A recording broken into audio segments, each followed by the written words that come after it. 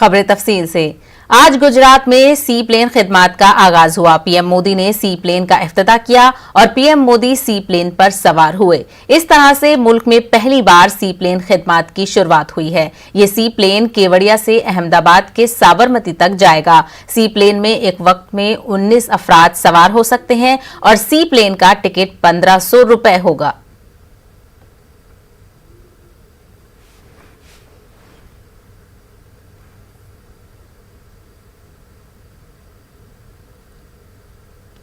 वज़ीर-ए-आज़म नरेंद्र मोदी के 2 रोजा गुजरात दौरे का आज दूसरा दिन है। पीएम मोदी आज स्टैच्यू ऑफ यूनिटी पहुंचे, जहां उन्होंने सरदार वल्लभ भाई पटेल को खिराज अकीदत पेश किया। इसके बाद पीएम मोदी कौमी एकता दिवस परेड में शरीक हुए। वहां पीएम मोदी ने खिताब भी किया। उन्होंने पुलवामा हमले का तज़किरा करते हुए अपोजिशन को जमकर तनकीद का निशाना बनाया। साथियों, विपदाओं और चुनौतियों के बीच भी देश ने कई ऐसे काम किए हैं जो कभी असंभव मान लिए गए थे। इसी मुश्किल समय में धारा 370 हटने के बाद, आर्टिकल 370 हटने के बाद कश्मीर ने समावेश का 1 साल पूरा किया। 31 अक्टूबर को ही, आज से 1 साल पहले, ये कार्यरत हुआ था। सरदार साहब जीवित थे। बाकी राजे रजवाड़ों के साथ ये काम भी अगर उनके जिम्मे होता तो आज इतने सारा आजादी के इतने वर्षों के बाद ये काम करने की नौबत मुझ पे नहीं आती। लेकिन सरदार साहब का वो काम अधूरा था। उन्हीं की प्रेरणा से 130 करोड़ देशवासियों को उस कार्य को भी पूरा करने का सौभाग्य मिला है। कश्मीर के विकास में जो बाधाएं आ रही थी, उन्हें पीछे छोड़कर अब कश्मीर विकास के नए मार्ग पर बढ़ चुका है। चाहे नॉर्थ ईस्ट में शांति की बहाली हो या नॉर्थ ईस्ट के विकास के लिए उठाए जा रहे कदम, आज देश एकता के नए आयाम स्थापित कर रहा है। सोमनाथ के पुनर्निर्माण, सरदार पटेल ने भारत के सांस्कृतिक गौरव को लौटाने का जो यज्ञ शुरू किया था, उसका विस्तार देश ने अयोध्या में भी देखा है। आज देश राम मंदिर पर सुप्रीम कोर्ट के फैसले का साक्षी बना है और भव्य राम मंदिर को बनते भी देख रहा है। साथियों, आज हम 130 करोड़ देशवासी मिलकर एक ऐसे राष्ट्र का निर्माण कर रहे हैं जो सशक्त भी है और सक्षम भी हो, जिसमें समानता भी हो और संभावनाएं भी हो। मेरे दिल पर वीर शहीदों का गहरा घाव था, लेकिन पिछले दिनों पड़ोसी देश से जो खबरें आई है, जिस प्रकार वहां की संसद में सत्य स्वीकारा गया है, उसने इन लोगों के असली चेहरों को देश के सामने ला दिया है। अपने निहित स्वार्थ के लिए, राजनीतिक स्वार्थ के लिए ये लोग किस हद तक जा सकते हैं। पुलवामा हमले के बाद की गई राजनीति इसका बहुत बड़ा उदाहरण है। मरकजी वजीर बराए अक़लियती उमूर मुख्तार अब्बास नकवी ने न्यूज़ 18 से खास गुफ्तगू की। उन्होंने अपोजिशन को सख्त तनकीद का निशाना बनाया। मुख्तार अब्बास नकवी से खास बातचीत की हमारे नुमाइंदे पवन गौड़ ने। साथ बातचीत करने के लिए केंद्रीय मंत्री मुख्तार अब्बास नकवी जी। सर, प्रधानमंत्री जी ने आज एकता दिवस पर संबोधित करते हुए कहा कि हमें पुलवामा की याद दिलाई। उन्होंने कहा कि किस तरह से विपक्ष ने उस पूरे दौरान बात कही थी और सवाल उठाए थे। देखिए, प्रधानमंत्री जी हमेशा देश की जो समस्याएं रही हैं, देश का जो संकल्प रहा है, उसमें फ्रंट से उसके समाधान के लिए उन्होंने काम किया। और पैंडेमिक पीरियड में अगर आप देखें तो प्रधानमंत्री जी का जो प्रयास रहा उसके पॉजिटिव परिणाम सामने दिखाई पड़े। और आज का जो उनका उद्बोधन था वो देश में आत्मविश्वास, आत्मनिर्भर भारत के लिए आत्मविश्वास का मंत्र फूंकने वाला था और बहुत ही मजबूत मंत्र फूंका है उन्होंने। जहाँ तक पुलवामा का सवाल है, आपको अच्छी तरह याद होगा जब हमारे सुरक्षा बल आतंकवादियों के तमाम शैतानी मंसूबों को नेस्त नाबूद कर रहे थे, तो उस वक्त जो है वो पाकिस्तान से सबूत मांगे जा रहे थे और हिंदुस्तान से कुछ पार्टियां, खासतौर से कांग्रेस पार्टी, सवाल पूछ रही थी। और ये सबूत और सवाल की जुगलबंदी आज एक्सपोज हुई है फिर से एक बार। उस समय भी एक्सपोज थी, लेकिन खुद उन्होंने जो है वो अपने आप इस कबूलनामा किया, क्योंकि उन्होंने तो जो है वो पाकिस्तान का ढोल बजा रहे थे और पाकिस्तान के ढोल में खुद ही पोल निकला। तो अब कबूलनामे के बाद इनकी जुबान बंदी कांग्रेस की, ये अपने आप में आश्चर्यचकित करने वाली है। कांग्रेस पार्टी को, हम बीजेपी से जरूरत नहीं है माफी मांगने की, सरकार से भी माफी मांगने की जरूरत नहीं है। हमारे सुरक्षा बलों के शौर्य और पराक्रम का अपमान करने की जो कोशिश की थी, तो हमारे सुरक्षा बलों से माफी मांगनी चाहिए, देश से माफी मांगनी चाहिए और प्रायश्चित करना चाहिए। सर, लेकिन जिस तरह से पूरा, चाहे आतंकवादी घटना हो या हिंदुस्तान की सेना अंदर एयर स्ट्राइक हो, सर्जिकल स्ट्राइक हो, राष्ट्रीय सुरक्षा के मुद्दों पर अगर राजनीति होती है, जिस तरह से सवाल उठाए जाते हैं, तो देश के लिए कितना बड़ा खतरा है? देखिए, मुझे लगता है कि इतना गैर जिम्मेदाराना व्यवहार और नेतृत्व देश ने कभी नहीं देखा। अरे भाई, पॉलिटिक्स करो, सियासत करो, किसने मना किया है, लेकिन आप सुरक्षा पर, देश के सुरक्षा पर ही, अपने ही सुरक्षा बलों पर, अपने देश के जो है शौर्य पराक्रम करने वाले जो हमारे जवान हैं, उन पर सवाल खड़े कर रहे हो आप। इससे ज्यादा गैर जिम्मेदाराना, बेवकूफी भरा काम हो नहीं सकता और इससे आपकी राष्ट्र के प्रति प्रतिबद्धता सवालों के घेरे में आती है। धन्यवाद हमसे बात करने के लिए। कैमरा पर्सन जगदीश प्रति के साथ पवन गौड़, नेटवर्क टीम, दिल्ली। कांग्रेस राज्यसभा रुकन नासिर हुसैन ने पुलवामा के हवाले से न्यूज 18 उर्दू से खास बातचीत की, जिसमें उन्होंने पीएम मोदी के पुलवामा वाले बयान पर कहा है कि आज भी सवाल बिल्कुल मौजू है। नासिर हुसैन ने कहा है कि आखिर पुलवामा के जिम्मेदारों का पर्दाफाश क्यों नहीं हुआ। कांग्रेस राज्यसभा सांसद नासिर हुसैन हमारे साथ है बात करने के लिए। सर, पुलवामा घटना की याद एक बार फिर पीएम मोदी को आई है। उन्होंने एकता दिवस के मौके पर आज जब उन्होंने भाषण दिया, उन्होंने साफ तौर पर ये कहा कि पुलवामा घटना जब हुई थी उस समय कई राजनीतिक पार्टियां, इशारों में उन्होंने कहा कि कई लोग उस समय भी राजनीति तलाश रहे थे, देश उनको माफ नहीं करेगा उनकी इन चीजों को लेकर। देखिए, पुलवामा इंसिडेंट के बाद में बहुत सारे सवाल उठे थे। उसमें एक बड़ा सवाल जब हम लोगों ने भी उठाया था, आज भी वो सवाल रिलेवेंट है। सवाल ये है कि इंटेलिजेंस फेलियर क्यों हुआ। सवाल ये है कि आखिर वो कौन ऐसे लोग हैं इस देश के अंदर जो उन टेररिस्टों को, यानी तो उन RDX और वो जो मटेरियल आया था, जो ट्रक आया था, उसको मदद किए थे। आखिरकार क्यों इतने दिन के बाद भी ये सरकार उन लोगों का पर्दाफाश नहीं कर पाई। कितने लोग अभी तक अरेस्ट हैं, कौन इसके पीछे हैं। हमारे ही कंट्री में, वो भी एक कैंटोनमेंट एरिया में, ट्रक्स के बीच में एक RDX लेडन ट्रक घुस जाता है, हमारे 40-44 जवानों की डेथ हो जाती है उसमें।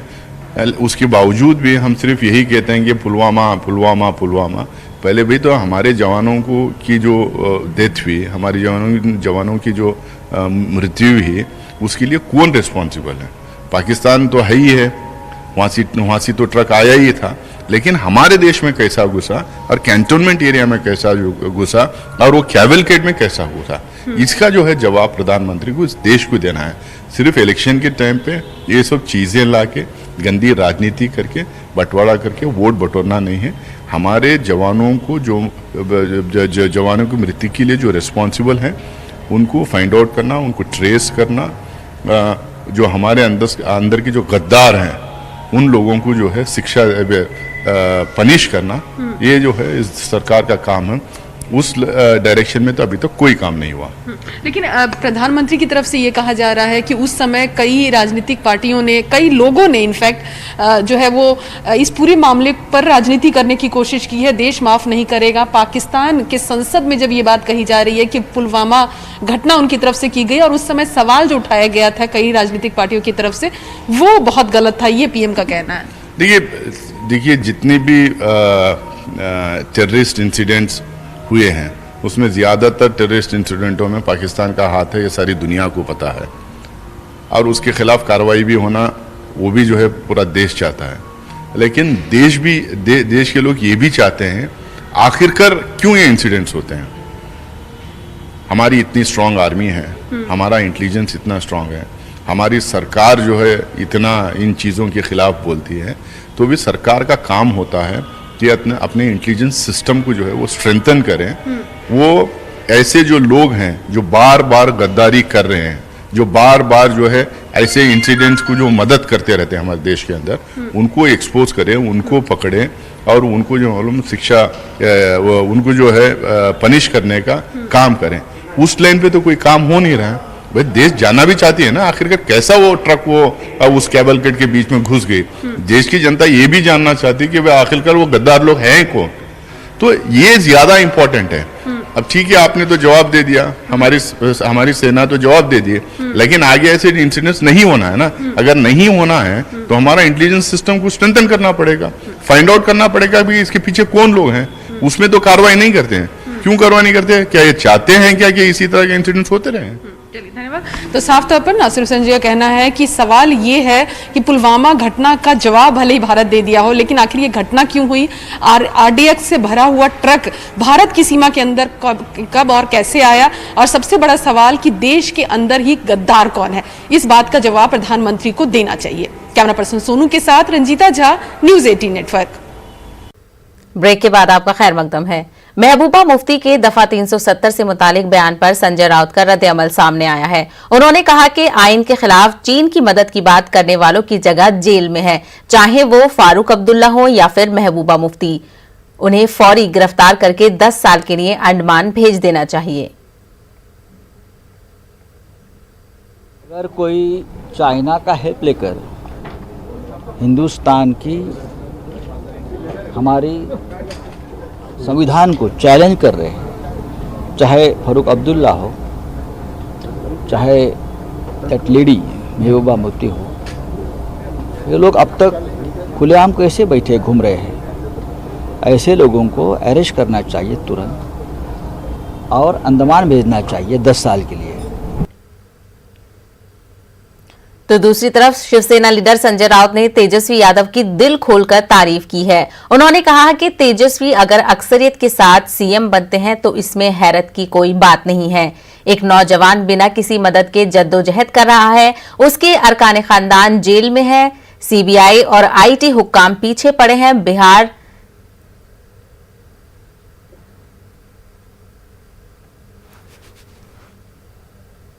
मैं उस लड़के को बहुत साल से फॉलो कर रहा हूँ। वो बहुत लोग मानते थे कि बहुत कमज़ोर कड़ी है चुनाव में, लेकिन वो बहुत मजबूत कड़ी उभर कर सामने आई है और एक आह्वान है। और राज्यों में जो बड़े नेताओं के जो लड़के राजनीति में आए हैं उनसे सबसे सुपर। बिहार के नायब साबिक वजीर आला तेजस्वी यादव ने बीजेपी के कौमी सदर जेपी नड्डा को सरेआम बहस के लिए मदऊ किया है। तेजस्वी ने कहा है कि वो खुद भी मौजू का इंतखाब कर सकते हैं। बिहार के मसाइल पर हम दोनों खुले मंच पर बहस करेंगे। कर रहे हैं, बेरोजगारी की बात कर रहे हैं, पढ़ाई लिखाई की बात कर रहे हैं, दवाई की बात कर रहे हैं, सुनहरे बिहार की भविष्य की बात कर रहे हैं।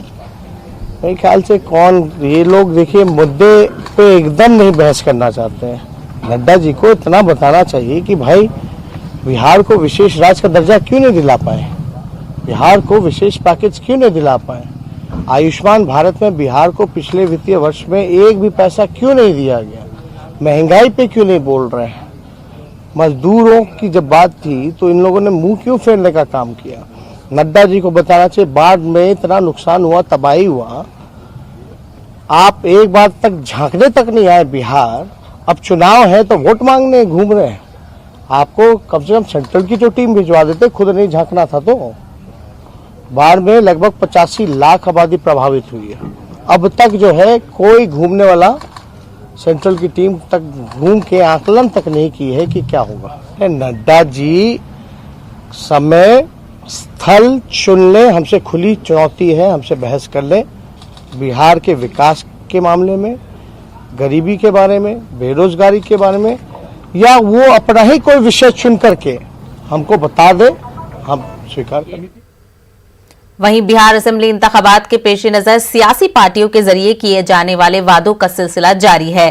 कांग्रेस लीडर रणदीप सुरजेवाला का बयान सामने आया है, जिसमें उनका कहना है कि अजीम इत्तेहाद की हुकूमत बनने के बाद ओपन रिक्रूटमेंट सिस्टम लाया जाएगा, जिसमें खुसूसी तौर पर डॉक्टरों की तकर्रुरी की जाएगी। गठबंधन की सरकार जिस दिन बनेगी, ओपन रिक्रूटमेंट सिस्टम, यानी अगर हमें एमबीबीएस की जरूरत है, गायनोकोलॉजिस्ट की जरूरत है, डेंटिस्ट की जरूरत है, हार्ट स्पेशलिस्ट की जरूरत है, वो आए, अपनी उनकी डिग्री की वैधता की जांच करवाएं, वहीं उन्हें डायरेक्टर जनरल हेल्थ सर्विसेज में इंटरव्यू कोई कर लेगा और साथ की साथ नियुक्ति पत्र दे देंगे। उसे पब्लिक सर्विस कमीशन में भेजने की जरूरत नहीं, क्योंकि इमरजेंसी है। नर्सेज की कैपेबिलिटी की थोड़ी जांच और बेहतर होती है, वो भी कर ले। हमने ये काम हरियाणा में किया था, मैं इसलिए आपको ये बताया। जब तक specialised staff, laboratory technicians, nurses, radiologist, gynaecologist, specialist and regular doctor ये उपलब्ध नहीं होंगे, भूल जाइए भाजपा और कांग्रेस को एक बार इस पत्रकार गोष्ठी में, तब तक स्वास्थ्य सेवाएं सुधरेंगी नहीं। इलाज करने वाला तो चाहिए ना, और इसीलिए आर्म्ड कॉम्प्लेक्स जेवन श्रीनगर में आज राष्ट्रीय एकता दिवस प्रोग्राम मुनक्किद हुआ। इस मौके पर डीजीपी दिलबाग सिंह ने परेड पर सलामी ली। इस मौके पर पुलिस और सिविल इंतजामिया के कई अफसर मौजूद रहे। डीजीपी ने बताया कि कुलगाम में बीजेपी वर्करों को हलाक करने वाले मिलिटेंटों की शिनाख्त की गई है। उन्होंने कहा कि जल्द ही पुलिस उनके खिलाफ कार्रवाई करेगी। एक और सवाल के जवाब में डीजीपी ने बताया कि मकामी मिलिटेंटों को खुद सुपुर्दगी का मौका दिया जा रहा है। पुलिस की कोशिश है कि ऐसे नौजवानों को कौमी धारे में वापस लाया जाए। आपने देखा कि बहुत अच्छी परेड के अंदर जम्मू कश्मीर पुलिस के अलग-अलग विंग्स की तरफ से भी कंटिजेंट्स ने हिस्सा लिया कि जो संकल्प जो राष्ट्रीय एकता को मजबूत करने का, ये सिर्फ वर्दीधारी लोगों का नहीं है, ये जन जन का है, सब किसी का है। हर देशवासी को देश की एकता और अखंडता के लिए काम करना है और संकल्पबद्ध रहना है। वो इन्वेस्टिगेशन बिल्कुल सही दिशा में चल रही है। उसमें जो आतंकवादी जिन्होंने जो कार्रवाई की थी वो पहचान में आ चुके हैं और बाकी की कार्रवाई जो है उसकी की। देखिए, सरेंडर जो पिछले 2-4 एनकाउंटर्स के दौरान हुआ, ये बहुत ही अच्छी एक बात है, जिसमें नौजवान बच्चे उस हद तक पहुंच के जहां लाइव एक्शन के अंदर गोली चल रही है, उसके दौरान भी पुलिस की और फोर्सेस की ऑफर को एक्सेप्ट करते हैं सरेंडर करने की। ये अच्छी बात है। हम चाहते हैं कि हमारे बच्चे जो गलत रास्ते पे चल रहे हैं, किसी के बहकावे पे वो वापस लौटें। अभी भी वक्त है, किसी तरह का कोई उनका नुकसान नहीं होगा, उनको हर तरीके से मदद की जाएगी।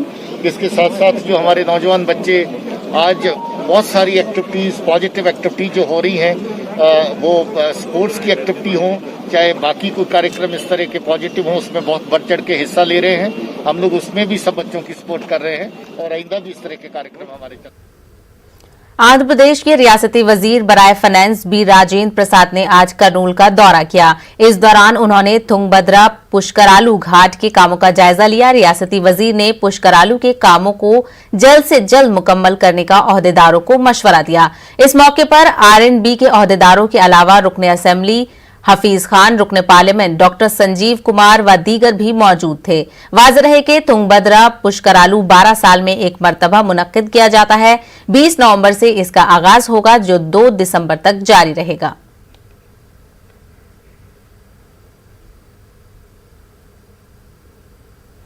हैदराबाद के रचाकोंडा पुलिस कमिश्नरेट को 98 नए पुलिस अफसरान अलॉट किए गए हैं, जिनमें 73 सिविल सब इंस्पेक्टर और 55 रिजर्व सब इंस्पेक्टर शामिल हैं। ये तमाम का ताल्लुक 2020 बैच से है।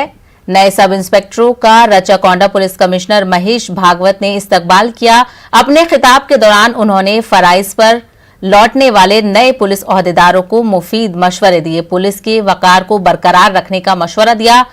फ्रेंडली पुलिस के कॉन्सेप्ट से नए पुलिस ओहदेदारों को वाकिफ कराया। इस मौके पर एडिशनल सीपी सुधीर बाबू व दीकर भी मौजूद थे। కొండ పోలీస్ కమిషనరేట్ తో 73 సివిల్ తర్వాత 25 ఏఆర్ ఆర్ఎస్ఐ మొత్తం 98 ఆర్ఎస్ఐ అండ్ సివిల్ ఎస్ఐ ఇక్కడ రిపోర్ట్ చేయడం జరిగింది. ఇది ఫస్ట్ టైం అంత దాదాపు 100 మంది ఈ సివిల్ అండ్ ఆర్ఎస్ఐ మా యూనిట్కి రిపోర్ట్ చేయడం.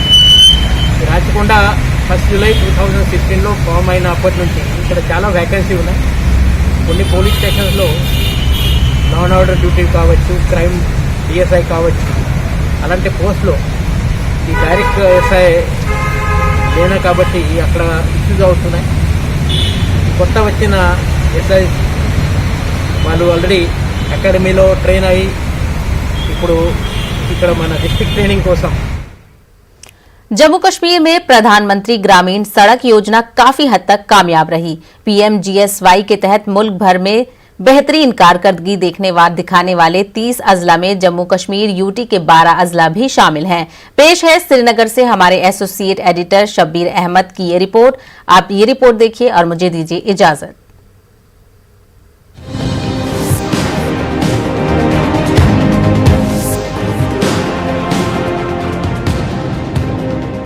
दुश्वार गुजार इलाकों में सड़कें बनाकर आमदो रफ्त की सहूलत से महरूम इलाकों को जोड़ना और फिर जम्मू कश्मीर में देही इलाकों में सड़क के मौजूदा नेटवर्क को बेहतर बनाना आसान काम नहीं है।